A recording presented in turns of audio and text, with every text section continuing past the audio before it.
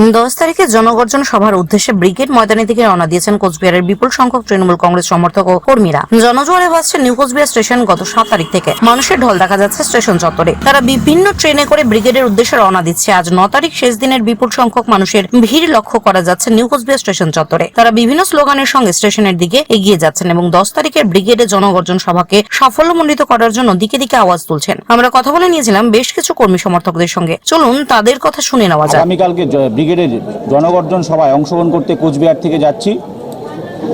এই সভায় ইতিমধ্যে কোচবিহার থেকে প্রায় 30,000-এর উপরে লোক কলকাতায় পৌঁছে গিয়েছে।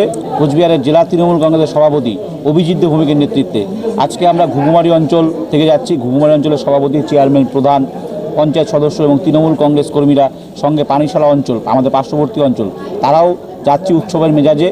আজকের এই ব্রিগেডের জনসভা, আগামীকালকের এই জনসভা থেকেই আমাদের নেত্রী লোকসভার যে বার্তা দেবেন সেই বার্তা নিয়ে ফিরে এসে কোচবিহারের একজন ফাঁকিবাজ, দাঙ্গাবাজ সাংসদ, যিনি 5 বছরে মানুষের জন্য কোনো কাজ করেনি, 5 বছরে যিনি মানুষ যাকে দেখতে পায়নি, তাকে উচিত শিক্ষা দিতে এবার তৃণমূল কংগ্রেস যাকেই প্রার্থী করুক না কেন, আমরা তাকে মমতা ব্যানার্জি ধরে নিয়ে তাকে জয়যুক্ত করে দিদির হাতে অভিজিৎ ভৌমিকের নেতৃত্বে তুলে দেবো। এই শপথ নিয়েই তৃণমূল কংগ্রেস কর্মীরা ব্রিগেডের জনসভা থেকে ফিরে